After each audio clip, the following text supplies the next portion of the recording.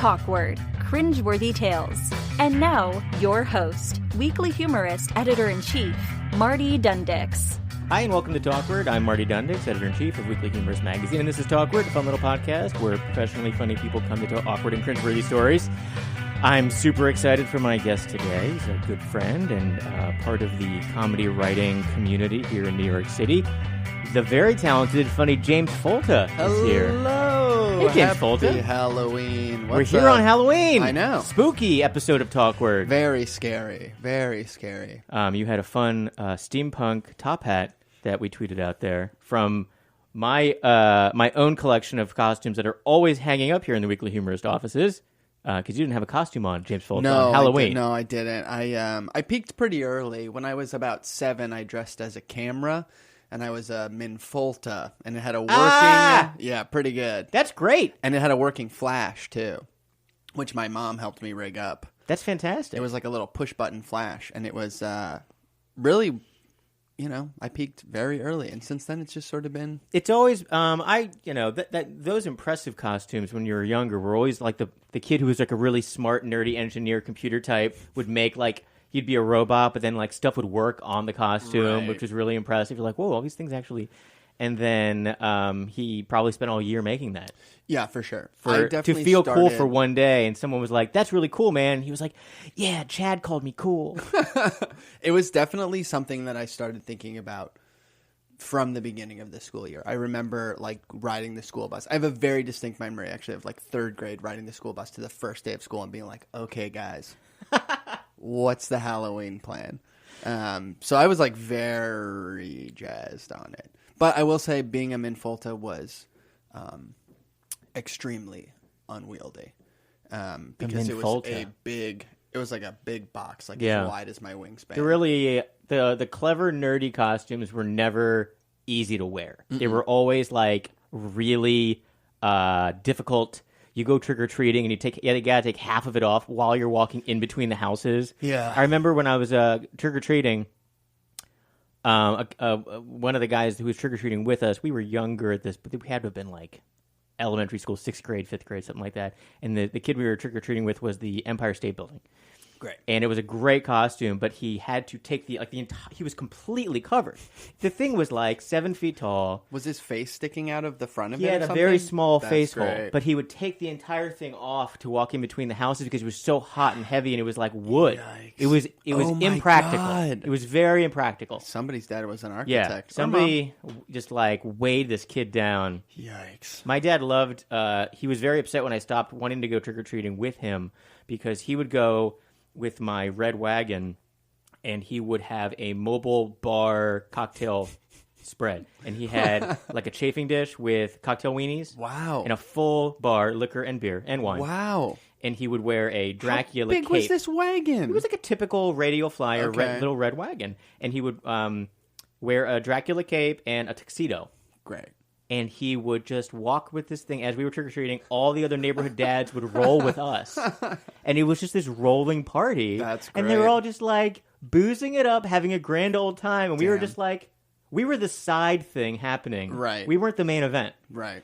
And when I didn't want to go trick-or-treating with him anymore, just trick-or-treating period, he was so upset. He was like, that's my thing. Now I have to drink at home? Now I gotta, this is like my mobile bar unit.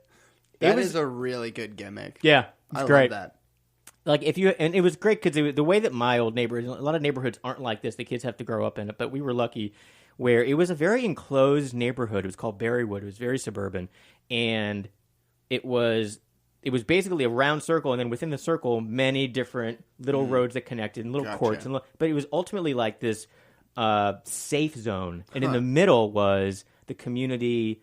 Pool and tennis courts and playground and wood. So it's like you could be within the borders of this circle and be safe-ish. Right. Sure. And that's the kind of thing that I feel like kids don't have today because they're constantly being helicopter parented. But we would go out until like 9 or like 9:30 when the lights came on. I had to come home in the summers. Wow. We'd be gone all day. Yeah, I remember that too. Just getting on my bike and heading out. Yeah. Loved it. It was very like Stranger Things. Yeah. It's so nostalgic. Yeah. I'm like, oh yeah, just get on my bike. get on your Huffy and you're gone for the day, having an adventure. No one checked in. Huffy. Yeah. No cell phones. No one had any idea where I was, and it didn't matter. I loved that. I did too. I grew up along the Hudson River, just upstate here, and it was like we would definitely go down to the river, like catch fish, throw rocks, like all that, Tom Sawyer bullshit. It was really fun.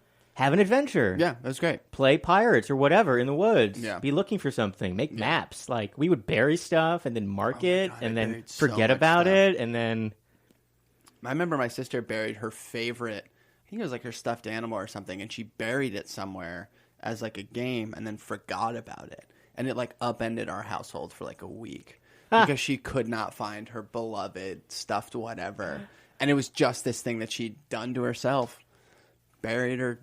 You buried it. Buried her own best friend, You buried that Cabbage Patch Kid alive. Real Edgar Allan Poe shit, Just scraping at the box. Like, let me out. Out, damn spot. This is fun. But yeah, I don't Halloween have a costume edition. this year, unfortunately. Costumes are so much fun, but I mean, I'm old now, so it's like you got to have like we're in an office, so it's fun to be in like an office environment in Halloween because people do get dressed up. There's a great upstairs. I saw in the elevator this guy was wearing a space suit with a cowboy hat. He was a space cowboy. It's great. It's a great costume. That's fun. There's a hippie. That one extra step. Alexis in this PR agency down the hall is a great hippie. She has a great hippie costume on today. There's been a couple of good costumes, but like there's a part. I think there's the thing downstairs in the mailroom club tonight, so there is like a Halloween party, but not so much spookiness going on here today. Yeah, it doesn't. It feels a lot of business as usual instead of spookiness. Yeah, usually there special. is. In past years, we've had a lot of spookiness in this building, but today's kind of quiet. The problem is I work from home, so it would really just be me dressing up for myself and my girlfriend. You dressing up, you putting on pants. That could be a costume. That kind of was, you know? Today. Yeah, that sort of was kind of my big change today. I got a pumpkin. We got a pumpkin. Did you carve it? Not yet. Okay. Not yet. You got a couple hours left. I'll probably do that today. It is Halloween. I'm trying to think up the right design, I really gotta... Don't overthink the pumpkin. I've been drafting some stuff. Trying to come up with some good ideas, and then, you can only carve once. You can't uncarve the pumpkin. You can't, that's true. You could flip it around. Yeah, you could probably flip it around, but then, it's going to collapse. You're cutting through most of the meat there. But I do got to get to those Are seeds. you thinking of like a... Are you trying to come up with like a clever idea? Like, you comedy writers are always trying to be so clever. So maybe you're looking for like a pun? Yeah. Like a punkin joke? Oh, God. Well, I actually, speaking of, got a jet. Is this That's over? my cue. Yeah, that joke was so bad, I gotta go. It's a pumpkin, guys. Everybody get that? Everyone listening at home get that? Okay. I would probably just do like a pretty typical little pumpkin guy. Yeah. Though I could do... I don't know. I guess I could do something interesting. I truly haven't thought about it. I also bought the pumpkin last night because I was walking by my grocery store and was like, you know what? Was it like a runty pumpkin, like the leftover pumpkin? Yeah, it was definitely on sale. It was for sure on sale. So I don't know how carvable it's going to be. It might have. The second you break into it, you're out of it. Yeah. Like at the time you're in the front, you're already in the back. It's going to be like a shitty avocado. Just too soft and rotten. Or it's completely desiccated, and as soon as I hit it, it's just going to collapse into orange dust. Yeah. The sad part of, post-Halloween in New York City, you just see these rotting pumpkins for like weeks. You see these rotting pumpkins. So until like November 20th, there's going to be some just like fucked up, gross, moldy, rotten, half squirrel eaten pumpkin. My favorite is when you get early snow and it buries some of the pumpkins, and then in like April when it melts, you see just the most disgusting orange-brown smear on the sidewalk. It's lovely. I love this city. It's the most wonderful time of the year. New York City. When the pumpkins come back. The holidays. The pumpkins are back. The surest sign of spring. You see a little bit of that orange peeking out, and it's not a fresh pumpkin. But yeah, I'll probably just be carving a self-portrait on my pumpkin. That's good. Now that I think about it. Just kind of make it my own. Yeah, like get it up against myself in the mirror. Yeah. A Folta pumpkin. A Funkin. Pumpkin? Fumpkin? Foltkin? Foltkin. James Jamskin. Yeah, James Jamskin. Maybe like a Jord, like a James Gord. Yeah. Squash. Someone was squash. Squashed. Squash. It's okay. I'll wait for the joke We'll to figure happen. it out. I'll tweet it out. Gotta work later. on that. I know. Well, that's what I'm saying. I'm wasting so much time doing this podcast. I got to be conceptualizing and then executing a pumpkin. We could call it a puncast. It's not going to stop. You have a lot of exciting things happening because you're one of the co-founders of the Satire and Humor Festival, which was a gigantic success in March of this year. You had your first one with Tulio and Caitlin Kunkel and you. And it was at Caveat for the majority of it, and the Magnet. Yeah, workshops at Magnet. And what's the big surprise that's happening in November, James? So we just confirmed that we're doing a mini version of the festival in Chicago. We partner with the Second City, and they gave us a bunch of space. And so we're doing from Friday, November 22nd through Sunday, November 24th. We're doing a bunch of events. And the more I'm seeing it, it's a pop-up, but honestly, it's the full festival of its own in Chicago. It's getting bigger and bigger, and you're like, well, this is just another festival. It's great. Yeah. You're going to start doing them a couple times a year. We are. Next one's going to be in L.A. Yeah. Well, we're looking at L.A. We'd love to do something in L.A. We'd like to go to some places that, have smaller things going on. There's some cool humor stuff, apparently, I'm told, going on in Miami. And that could be a fun place to spend a weekend. Definitely in the sun. pick nice places to go. Yeah. Be like, we really want to go to Cleveland. No, we don't. Comedy in Paris, baby. That's what I'm saying. Yeah. But yeah, Chicago's coming up in almost exactly, or less than a month now. Exciting. It'll be really fun. Yeah. So we're doing workshops, panels, shows, all sorts of fun stuff. What's been announced for the panels? We are doing one that will be similar to the event we did at Kickstarter earlier this year about creating independent comedy. I enjoyed that. Yeah, that was a good one. So we're going to try to do it again, but with some local folks explaining what they're working on. So we're going to have some folks from Omnarchy, which is a really cool satire site. We'll have some folks from That's the one that's kind of dystopian. Yeah, it's like, I guess the elevator pitch would be like, it's like the Onion set in a post-apocalypse. That's funny. It's very fun. Yeah, it's like a super clean premise. It's really great. And they have a ton of talented writers. And we'll also probably have folks from Paper Machete, which is like a live magazine is what they call it. And it's a weekly show that goes out as a podcast as well, and it's really funny. Probably some people from the Onion Clickhole world as well. Cool. Probably some folks from Cards Against Humanity.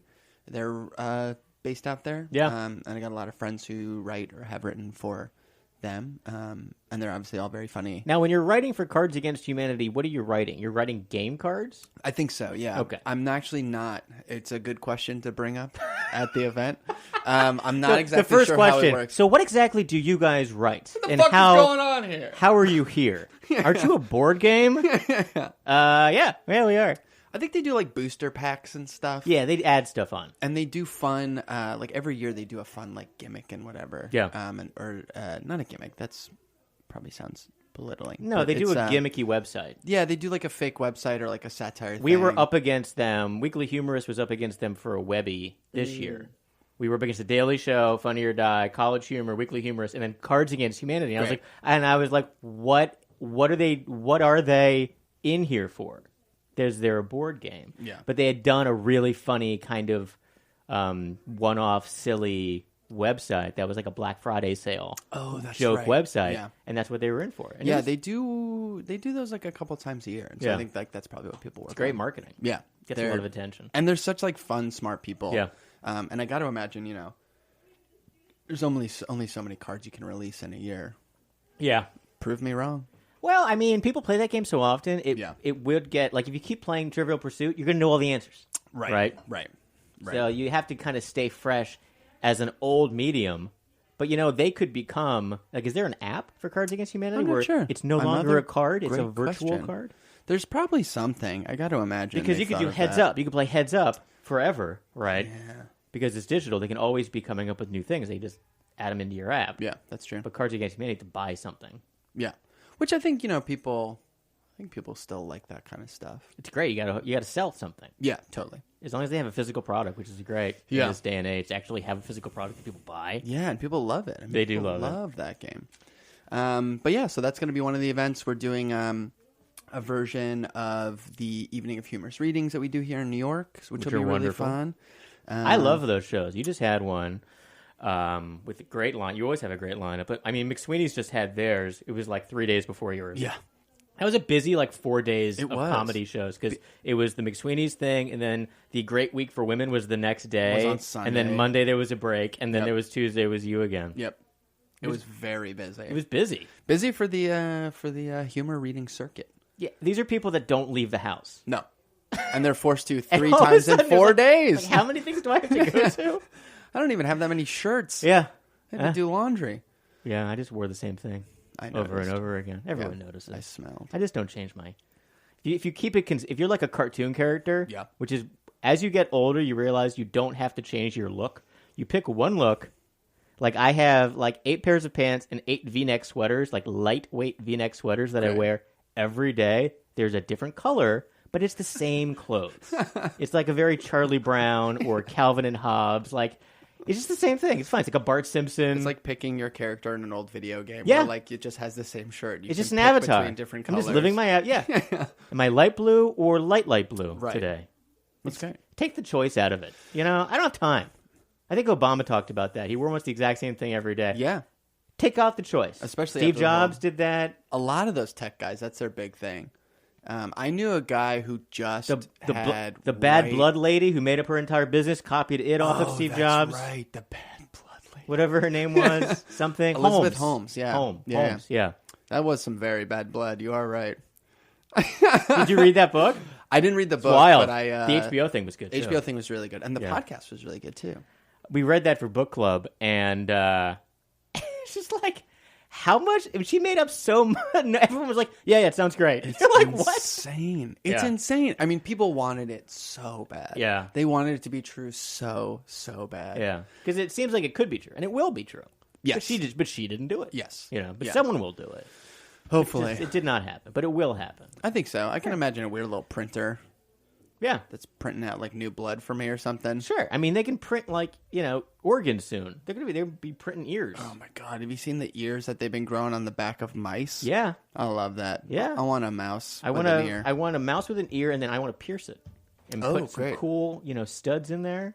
I want to send put one of those, what are those fat things that the baristas have in their ears? Plugs. Plugs. Put some plugs in that mouse's ear, make it cool. Do all the fun stuff with the mouse's ears that you could never do. I would never do that to my own ear. Are you kidding me? But a mouse's ear. Did you see the rats that they put in the cars?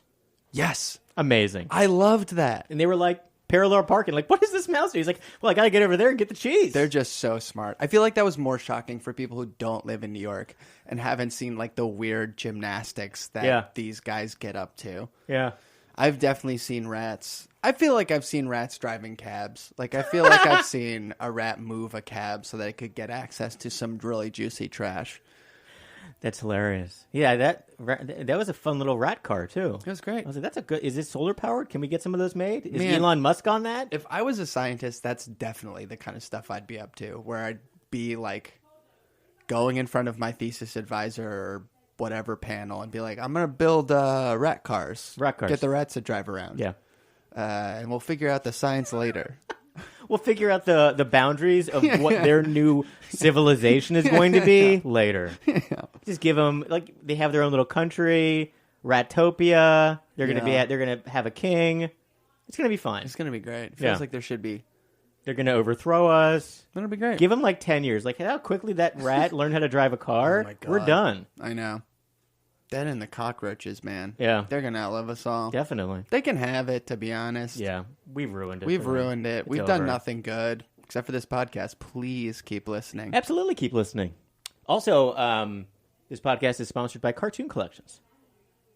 For all your cartoon licensing needs, for textbooks, gifts, websites, and more, go to cartooncollections.com. Okay, that's my only little plug. Hey, they're great. It's like Bob Eckstein and all those guys. Yeah, it's all I the New forgot. Yorker guys. Yeah. It's all the Esquire guys. It's all the old Playboy magazine cartoons. Wow. And they're all in this one spot. Weekly Humorist is in there. That's great. They represent us. It's Bob Mankoff, who is a big deal. Big name. Super nice guy. So smart. Yeah, he's really cool. We hung out for the first time. It was his, I think it was his 75th birthday. Oh, yeah.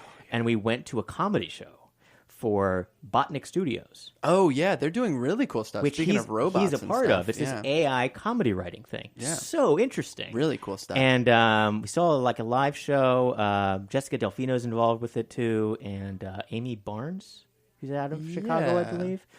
And it was like a whole sitcom script written by a bot, by AI, and it was performed by humans.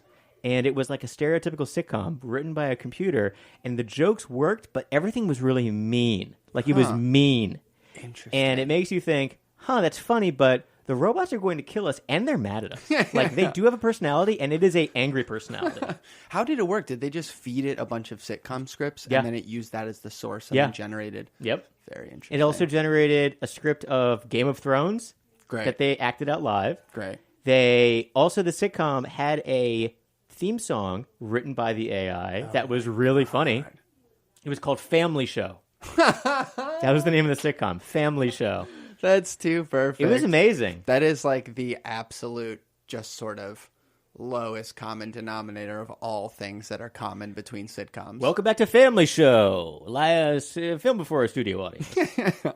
Filmed before a live audience of iPads. Mm-hmm. Absolutely. Amazing. So you're a big-time comedy writer. You're in The New Yorker. Sure. You're in American Bystander? Yes. I don't think I've had something in since issue 5, but yeah, I've been in a bunch of things, yeah. McSweeney's? Yep. What haven't you been in that you are trying to get in? What's the next thing? Or the next thing now, the festival and stuff like that? Yeah, I mean, I think... Maybe writing a book? Like, what do you want to do? Yeah, I think so. I mean, I honestly, for the longest time, I was trying to crack Mad Magazine. That's funny that you couldn't crack that. Yeah. I was Not that it's hard to get in there, but there's a lot of overlap. Yeah, totally. Between all the different publications you've already been in. I think I just, I think it was one of those things where You're not gaggy enough. It's a style. Not. It's definitely a style, and I definitely don't do a lot of one-offs or cartoons and stuff.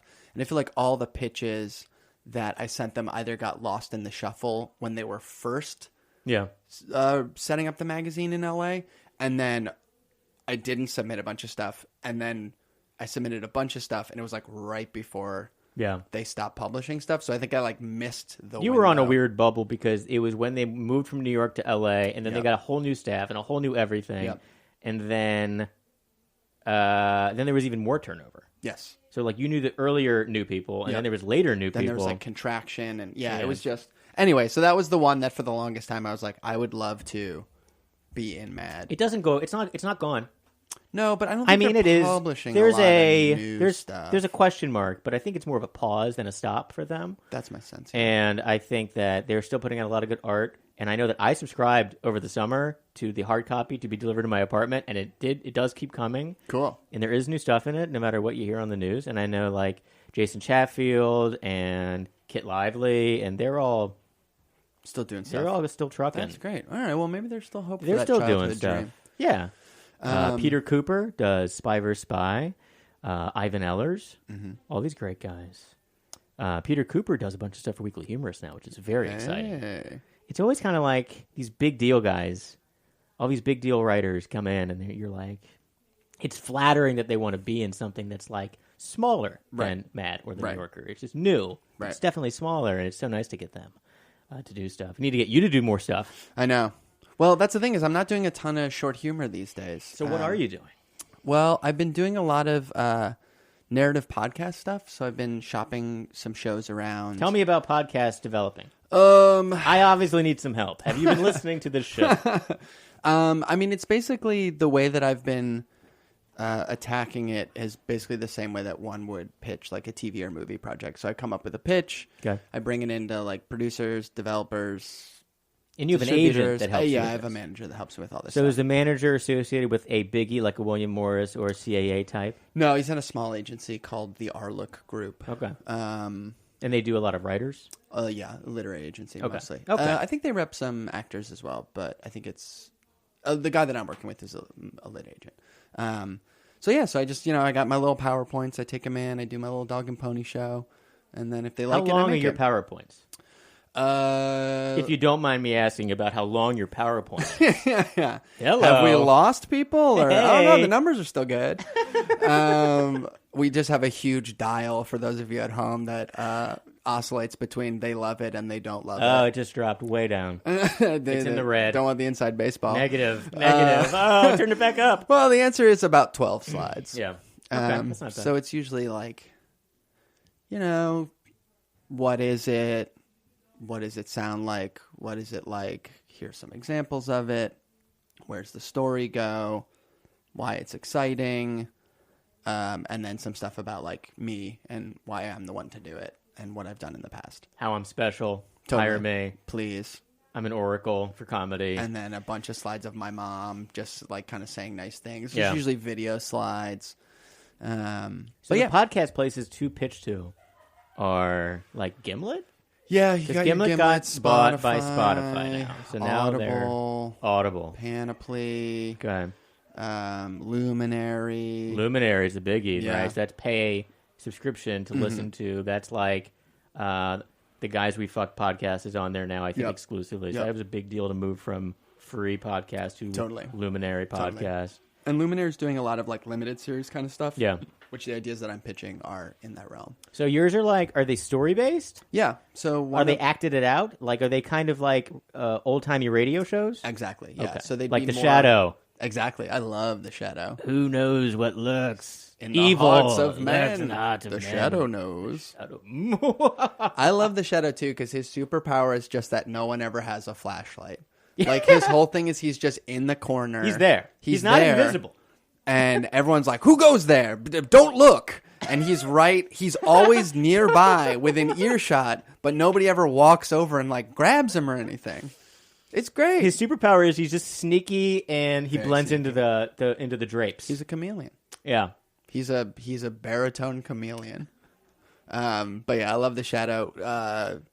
Dragnet was originally Love a radio Dragnet. show. Yeah. It's all in the public domain too. They're very, very wild because they pull them directly from real police reports. Yeah. And they often will not like brush them up for narrative. They'll just kind of present them. So there's all these like dead end scenes where they like talk to a guy and then it doesn't end up having anything to do with the case. Which is kind of cool. It's great, but it is a thing where like you realize you're conditioned to be taking in these stories from like a TV procedural. Yeah. That didn't mean anything. Yeah, where you're like, ooh, this is a red herring, or like this guy will come back, and it's like, no, he's not. Like he's just a dead just a end. guy.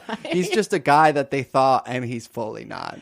If you watch the old Dragnets, which they run on, I think it's Cozy TV, and that's what I do in the afternoon, and it's they took real police files and they dramatized them, and a lot of them are very heavy-handed with like doing drugs. Yes. So it's like LSD and pot. Yep. And it's like someone's jumping out of an 8th-story window because they were smoking pot.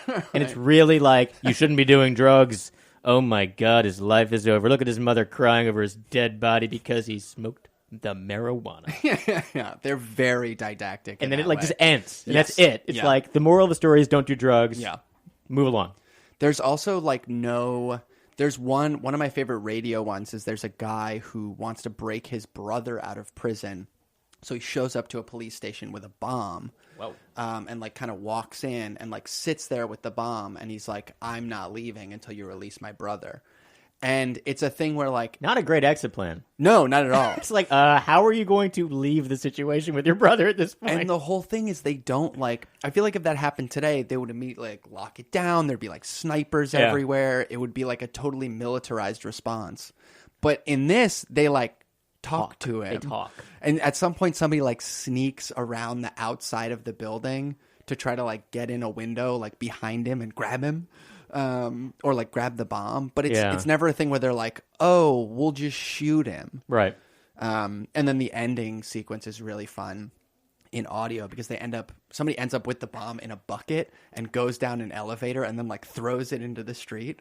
And the sequence of the guy running, like narrating the thing ham-fistedly, being like, it's going to go off. And then he's in the elevator and it's like 5, 4, 3, and then 2, and you hear the ding, and it opens, and he like runs out and throws it. And then everybody outside gets it. Everybody outside. Well, it's like a small bomb. It was like the 50s. They couldn't. Well, actually, they can make them pretty damn big. Actually, if history serves. Right. Anyway, but the whole thing was like this. The stakes just feel lower. Yeah. There's a lot less guns. A lot less guns. Yeah. It's amazing how if you watch the old shows, you watch like old Magnum PIs or old Dragnets or old like anything. They have guns, but they're not constantly using the guns. Yeah, and they're not going for them first I mean, even in the A-Team, no one got shot in the A-Team. They were only shooting at the car's wheels. Yeah. When they were shooting at each other, it was always at your wheels. They never actually shot anybody. No, people's cars flipped over, and you assumed that maybe they got injured. Yeah. But they weren't, like, decapitated. Cut or on the face. Right. Like, oh, my God, I got to have a bloody nose because of you, Hannibal. But now it's like there's so much. It's all guns. Everything's guns. It's all guns. But the tires are safe. Yeah, no one's blowing out people's tires anymore. It's so boring. Yeah, anyway, so how many podcasts are you doing? What's the process of doing that? Are you going to be, I mean, like, is it still the hot time to be selling podcasts? I think so. I mean, my manager tells me. So I'm still going for it. I worked on one last year for Gimlet that didn't end up working out because of the Spotify acquisition. But I ended up writing the full thing, and that was like... And now can you sell that? I still technically own it, yeah. Okay. I think there's like a buyout clause, but yeah, so that's like I wrote like a full season of a thing, which is really fun. What's the theme of the things you're writing? Are they mysteries? Are they what are they? So that one was like a parody of a spy thriller thing. Okay. So it was like a Jean Le Carré style thing from the 50s where a guy, this is why I was listening to a lot of Dragnet, was there was an FBI agent who ends up getting like embroiled in a puppet theater that's a front for a Cuban communist revolutionary group, and like hilarity ensues. Absolutely. Yeah. So that was really fun. That was like a 7-episode thing. And then I've been working on a thing for Audible that is still in development, but hopefully we'll start writing it soon. And that's like a political comedy thing. When you write stuff and you write it for like an Audible, is it you by yourself writing this, or do you then get a team to write with? I think it'll depend on the thing. With Audible, I'm working with some other people on it. But do they assign you the people? Or do you get to pick your team? In this case, no. This was like the people that I was pitching to ended up working with me on that's it, cool. which is great. Yeah, it's been really fun. And then the one that I'm pitching now is like a parody project. Very cool. Yeah, which will be really fun. People love the comedy.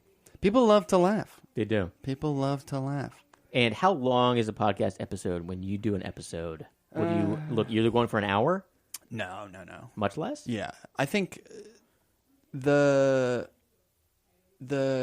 spy thing. No, none of the scripts are longer than like 35, 34 pages. Okay. So they were like sitcom length. Okay. Because you look at other places like now, like Quibi or any of these other new, we're buying media. Yeah. They want 11-minute shows. Yeah, I mean, I think that's kind of where it's headed. And they want to spend a ton of money on 11-minute shows. Yeah. I mean, okay, like you've been trying to put together stuff that's like a half hour or more and trying to make money, and you have all these people on it, and you're like, oh, this is good. And then all of a sudden, everyone's like, you know what? We just want 11 minutes. Can you do that? Yeah. It's like, yeah, I got tons of those. Feels like the Adult Swim model too, where everything's like the sort of like quarter block. Yeah, the quarter TV block. But I don't hate it. Our attention spans are gone. Totally. It's like you want to get someone to watch a show in between checking the Instagram notifications. Yes. Yeah, when they're bouncing back and forth between apps while they go to sleep. It's like, okay, I check my Instagram, and before I check my Facebook, I'm going to watch this 11-minute show. Yeah. Like, oh, yeah, we got their attention for a whole 11 minutes. Gold. Yeah. And you got to get the ads in there, too, so you're really only writing, 5 minutes of stuff. Because you got the pre-roll, the mid-roll, and the end roll. So... a good 2.5 minutes of content. Yeah. Great stuff. A couple tweets. Sure. And we're out. Done. But yeah, it's been fun. It's been like an interesting thing to learn how to write. I've been reading a lot of plays. This entire podcast would be a 7-episode arc. I'm going to hack this up into 3-minute bites over the next 6 months. And just this show. You're good for a year. When we come back, James talks about his love of Dragnet and The Shadow. This is sponsored by Cartoon Collections. Previously CartoonCollections.com. And then it's like 3 minutes of recap of what we just did. Oh, yeah. 2 minutes of actual stuff, then an ad, then what's happening next episode. Baby, you got it. This is going to be... It's a franchise. I can milk this episode of Talkward for the next year. just a year of James Folta, the interview. Oh, my God. The people will revolt. Look at that red bar. It's all the way over. We can do this until Halloween 2020. Come back and see if I finally have a costume. He's grown a costume in the studio in the time. He's knitted a costume in the time he's been gone. That's exciting. Yeah, so working on that. Working on some longer projects. Working on the festival.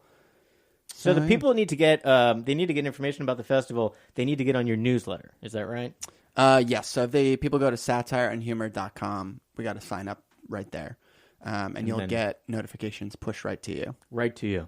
Yeah. You got to opt in. You got to opt in, baby. Is that the MailChimp? You got to opt in. We got a MailChimp. I love the MailChimp. MailChimp's great. Love it. It's a beautiful little back end. So easy. Yeah, it's so beautiful. And then they have good people, design options, can people too. buy Satire and Humor books still? The merch? Not off of the website, but if you come to the events, we have notebooks for sale. I like the notebooks. They're nice notebooks, and you'd be doing us a favor by buying a couple. They're like they're crowding up Caitlin's apartment. They're like the Moleskin types. Yeah, they're nice. Yeah, those are really nice. And they got our logo on the front, which is very snazzy. We'll be bringing some to Chicago.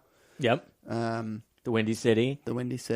Get some deep dish Chicago style pizza. I'm going for those hot dogs, my man. Yeah. I do not like the pizza. It's tomato pie, it's and very I don't care tomatoey. for it. Very tomatoey. I love a tomato. I love a pizza, but it's mushy. It's like soggy. It's soggy. It's soggy pizza. And when it gets cold, it's like, it's no good. Have you been to Chicago a bunch? I have. My sister lives there.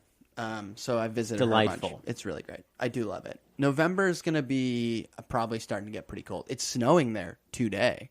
Really? Yeah. So I'm thinking in a month we might be bundling up. That's going to be cold. Yeah. But it's going to be fun. I'm looking forward to it. Getting to see my sister. Yeah. Getting to see her cats. You've been doing the A Night of Humorous Readings for how many years? 5 years? 6. 6 years. Well, almost once 6. a month. It'll be 6 in March. How many shows is that? 12 shows times 6. 6. Yeah. Does anybody? Oh, I don't know. I'm so fucking bad at math. So everybody at home has to just take a quick second to check your Instagram notifications, and we are going to be right back. And it's 12 times 6. Everybody's going to... It's 72 shows you've done. 72 shows. I just got that off the top of my head. Just Amazing. 72. I'm very fast with the math. Great. So, yeah. Nearly 72 shows. Yeah. It'll be 72 in March. Okay. So we're probably in the 60s. And you have about 4 to 5 readers each time? 3. So 3 readers. 3 hosts, 3 readers. Okay, so 6 Sometimes total. we do 4. Okay. For our anniversary shows, we'll do like bigger ones. And for the last show, we did a special celebration for Ryan Conk's book that just came out Ryan's 2 book, days ago. I also got. It is wonderful. It's so funny. It's a build-your-own holiday romance movie book. It's fun to promote people we know's books. I love it. It's been a good year for that, too. Like Caitlin and all of the Belladonna editor, they had a great book, New Erotica for Feminists, which is still on sale. People should go buy that for the holidays. I got it for my sister. It's great. And then Emily Flake has a new book, The Art of the Awkward Hug, I believe it is. And that was a great book. I went to the book party for that. Wonderful book. Kira Jane Buxom, who's a comedy writer. She just have the New Yorker, Belladonna, Weekly Humorist. She's very good. She has a book called Hollow Kingdom, which is a animal viewpoint post-apocalyptic comedy. The back of the book, it says it's Life of Pets meets Walking Dead. Whoa. Secret Life of Pets meets Walking Dead. That's a hell of an elevator pitch. Yeah, and she's out in Seattle, but she had a book event on Saturday this past week, and I popped in to meet her. Cause you meet all these, you know them online, right? Yeah. So with this whole writing community, you know people kind of as their avatars, and then you finally meet them in person. It's exciting. And then I published. I didn't write a book. I published a book for Humorist Books. 2 of my writers, Andy Newton and Michael Bleicher, made a book. Wrote a wonderful book from the campaign trail or thereabouts, and that's really exciting to put out a book. It's really good. Yeah. Everyone needs to go buy that book. It's on Amazon and at weeklyhumoristshop.com. It is a political satire road trip comedy book taking place during the 2016 election.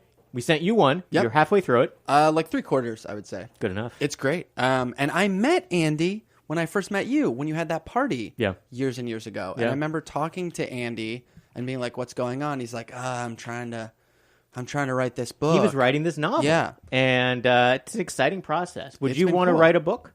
I think so. I'm sort of in fits and spurts working on a pitch at the moment.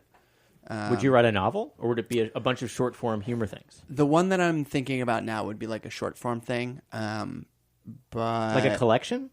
Not a collection per se. I mean, collecting... Is there anything you've written that's already out there on McSweeney's or a Points in Case or wherever that you then could build from to write a book? That's kind of what I'm trying... Is there a premise out there that you have already done that you could make into a book? That's what I'm trying to think about. Because I think that would be like the you have like a top 5 that you're like, this could maybe be a book. This could maybe be a book. Maybe. I wouldn't... The thing is, I wouldn't want to do like a best of James Folta thing. Yeah. I think I'd want to find some that have some sort of thematic thread and then find a way to build on that. I feel like I was reading through an older piece that you had done for Weekly Humorist that was about White House handyman the stuff. handyman tips, yeah. But I think something like that where it's a tips. The premise is tips. Yeah. It's like this tips. So the premise is very broad, but it's very specific to tips. Right. And that could be like a something book of tips. Like or, an advice. Yeah, sort of like thing. helpful hints Yeah, that could be about good. handy manning or something like that. That could be good. The whole thing is a satirical look at something about fixing these things, and in the description of fixing them, the joke is obviously there. Right. That So could work. I'm helping you write your That's book great. right here. I'm writing it down. Write it down. But yeah, I'm been kind of thinking about that. There's a bunch of stuff that I've run on Points in Case that is available as like a James handmade Folta is the zine. managing editor of Points in Case. Ding. Yeah, that's me. So if you're sending What's emails the slogan? to Is there like a sub-slogan of Points in Case? Oh, yes, there is one. It's I think it's like smart irreverent comedy. Yeah. Let me look it up actually. Oh, this is embarrassing. It really is. I never have to say it out loud. Enlightening and irreverent comedy articles. Yeah. Okay. I truly have never been called upon to produce that information. That's hilarious.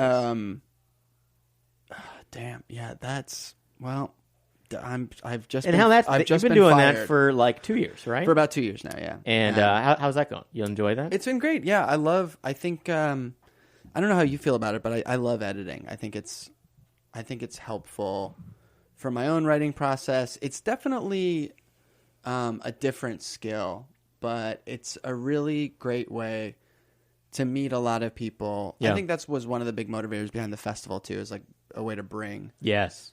people together. It's and really get people fun out to from- meet people in Yeah. person, and I like to go to a Night of Humorous readings or a Great Week for Women or any of these things. Or your show, Guaranteed Delivery. Guaranteed delivery this Tuesday, November 5th, free, 8 o'clock, 110 Wall Street.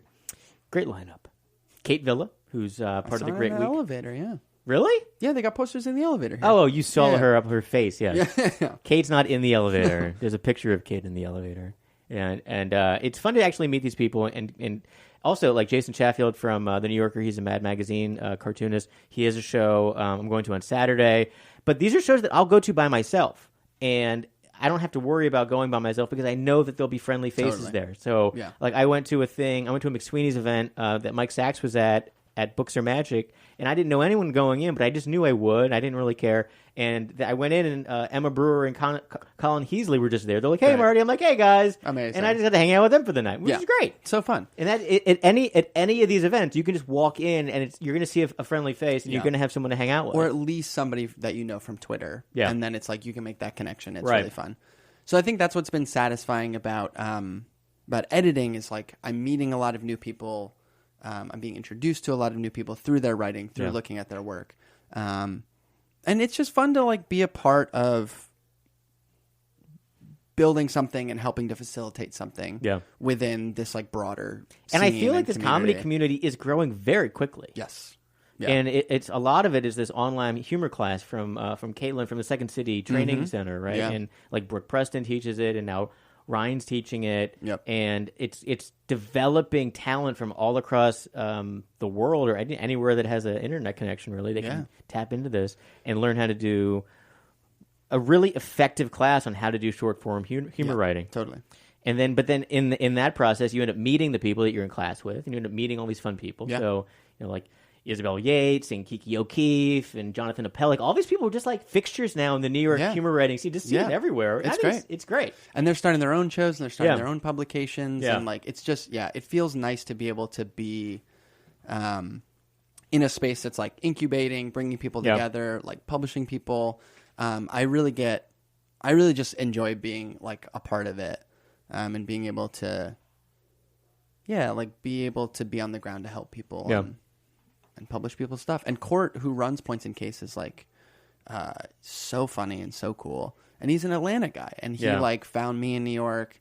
And now whenever he comes up, there's like tons of people to introduce him to. It's just been really fun to be able to like be more of an on the ground presence for the site, which has been, I mean, I think it's going to be our 20-year anniversary in 2020. That's so it's been around long for a time. long time. Yeah, that's been around since like the internet. Totally. It got big. Yeah. Is that like 99? No. It would be 2010, right? Or no. Yeah, 1990. No, not 1990. What the fuck? Why am I so bad at math? Was it 2000? 2000, because 2020. Jesus Christ. 2020 minus 20. Yeah. 2000. It's okay. I have a calculator right here. It's very helpful.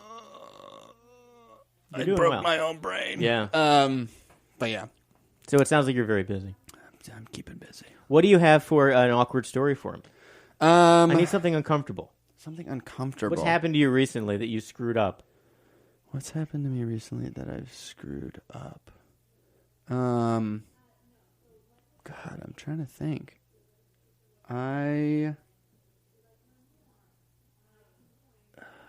It feels like egomaniacal to not have an answer for this. Do you have any good I'm a doofus because this happened with my girlfriend story? Maybe. Not really. We're in a pretty good spot. You guys are so boring. Yeah. No, I just like You're so cute.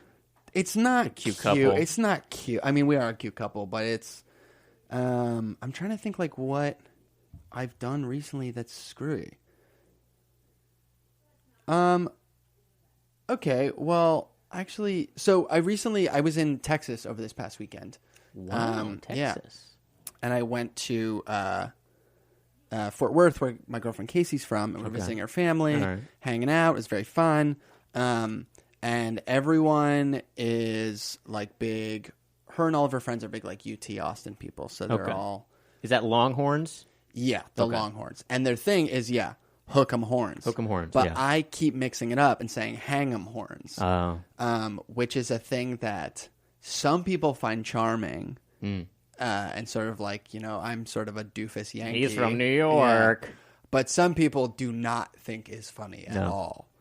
And I don't think I realized this. Maybe that's something that Texas Tech people say to like make fun of. Maybe. Yeah. Maybe. See, I didn't even remember that that's the big rival. Yeah. I'm just sort of like, I'm sort of in over my head when it comes to college football. Yeah. And it's it kind of got me into some hot water. So you said hang 'em horns. I said hang 'em horns. I did the thing. I You did did it the right. thing. I did the little hand thing right. That's funny. Yeah, it was.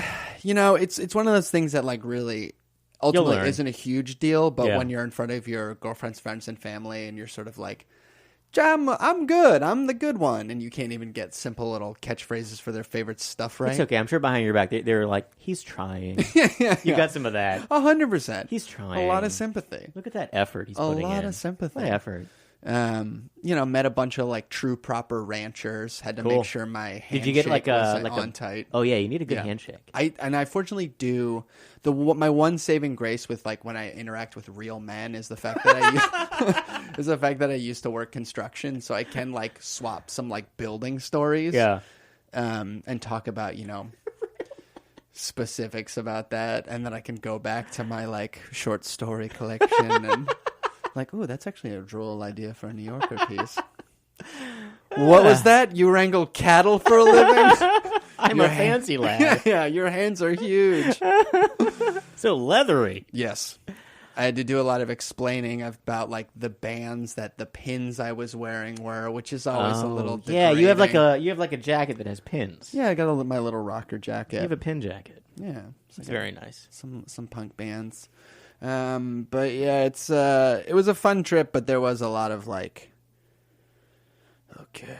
And then the age-old thing of, you cannot take me to karaoke. I am the most miserable. We went out for karaoke one night, and I was like, I can't. I really do not like karaoke. I love karaoke. Really? Yeah. What is it about it? Get me some Huey Lewis in the News. Get me some, sure. you know. But you like those songs, right? Yeah. When they're sung by professionals. No. So why would you want to hear them by amateurs? If it's good karaoke, like there are places you go and it's like the people that do it are good. Right. Like it's good. Like there was a place that's now closed called the Old Carriage Inn in Brooklyn, and it was with like the piano guy. It was like a towny bar. No, it was like a shithole dump. It looked like a Jersey bar, like a Jersey sports bar. It was like a Giants and Jets bar, and it had these big inflatable football players outside, and it just like didn't fit in Park Slope kind of at all. Not to be snobby, but it's like this has been here for a really long time, right? And the people that all hung out there would be there all day, and you're like, where do these guys live? Like they don't live here. They live there. I think they live in the bar inside the inflatable men. But they had karaoke on Thursdays and Saturday nights. But this place had like a Frio later. It was like old school shit bar, pool table in the back. It was just like a dingy old place that never changed. Like it was obviously a time capsule. Like this place has been here since I don't know 50s, and it never ever changed from the 50s, which was kind of cool and charming. And they had amazing karaoke. The guy that did the karaoke had this long mullet, like this long mullet, right? Jeans, everything, great mullet, open shirt. And he had the sweetest, Rock of Ages voice. Great. And it was super popular karaoke spot, but everybody who would go up there was so good. Like you were intimidated to go. I was intimidated to go up there and sing my Huey Lewis in the News because the guys who were up there, everything looked like shitty dive bar, but then they get up there and have voices of angels. And you're like, wow, this is crazy. Amazing. And then it closed. Sure. Yeah, their voices were too good. But if you do some of the, I think Arlene's Grocery had a thing where it was like karaoke in front of a live rock band. That is cool. Oh, yes. So you have a band playing behind you. Yeah. It's just, you feel amazing. You feel like a rock star. There's a bunch of guys. Did you ever see 2 Minutes to Late Night? No. It's very good. It's a late night show hosted by a black metal singer named Arsenio Hall. They're super funny dudes. They're like really in the metal and punk scene, and they just do a late night show for that scene. Very funny. Yeah. Very good. Inside baseball, but also accessible. It's like really great. Yeah. And a bunch of those guys and some people affiliated with that show would do a pop punk live band karaoke where they do like Blink-182 songs, all that stuff. And I went to that one time. That sounds great. And that was fun. Yeah. But I didn't sing. She's lump, she's in my head. Oh, yes. The presidents of the United States of America, everybody. They might have it. Who knows? They definitely have it. Yeah, for sure. But yeah, I kind of get grumpy when I'm at karaoke because, especially as it gets later and you want to get up sloppy. there and read some short form humor. I would love to. Do. I'd love to be invited. Someone could think about it next time. Well, Jonathan Appel's doing kind of like an open mic for short form. Have you humor. been? I've been to both of them. I haven't been. I keep on having a schedule conflict where every time he has it, I'm either out of town or I'm already at something that I'm running. Ah, gotcha. So I think the next one I can go to, so I'm excited to go to it. It's really fun. Yeah. It's very crowded. I feel like very crowded. Yeah, it's like a proper kind of like open mic thing. Yeah. We sign up ahead of time. You get time to read one piece. But it's another thing where it's just like as soon as you walk in, you're like, oh, everyone I know is here. Yeah. And it's very fun. And it's a great place to like workshop newer stuff or newish stuff. Yeah. In front of a crowd and not feel like you're wasting your show time on untested material. Right. I've had a blast. I read a new piece last time that nice. I'm like very excited about. That's cool. And I got some great feedback from it. It was a really wonderful show. And Jonathan is a really supportive, kind host. Yeah. Which I think is like key for that. And he's super talented. Like Very funny. He's running the show. Yeah, he's very doing funny. all this effort to put this all together. Yes. And, he's a New Yorker guy. Yeah, just like he's around. He's doing the thing. putting it up, getting things published. Yeah, he's great. Yeah, it's a great scene here in New York. Everybody listening, you got to come to New York. This is where all the stuff's happening. Come visit and come next March. Come next March. Last weekend in March is the Satire and Humor Festival. Also go to Chicago at the end of November. Check Yeah. that out. We'll put the links to all that in this. But go to satireandhumor.com to sign up for that alert. Follow James Folta. What's your Twitter? I am at James Folta. Verified. Simple and easy. I am verified. Verified. He's a verified account. So you Don't have to know trust how. everything he says. It's all true. And this is fun. Happy Halloween. Happy Halloween, man. Yeah, thanks for the hat. I have candy here for you, too. I have Reese's Peanut Butter Cups. Ooh. Yeah. Okay. I got stuff. All right. Get to have a little sugar rush. Thanks for listening. I'm Marty Dundix, editor-in-chief of Weekly Humorist Magazine. Please visit us online at weeklyhumorist.com and follow us on Twitter at Weekly Humorist and at Talkward Podcast. This podcast is sponsored by Cartoon Collections. Go to cartooncollections.com for all of your cartoon licensing and gift needs. Thanks for listening. We'll see you next time. Bye. Bye, James Folta. Good to see you, everyone. Good to see you. Mm-hmm. Thanks for listening to Talkward. Please subscribe, follow us, and visit weeklyhumorist.com. This episode of Talkward is sponsored by Cartoon Collections. For any kind of licensing, use, gifts, presentations, textbooks, and more, all of your cartoon needs can be met at cartooncollections.com. The top cartoonists in the world, from the biggest publications in the world, all in one place. cartooncollections.com.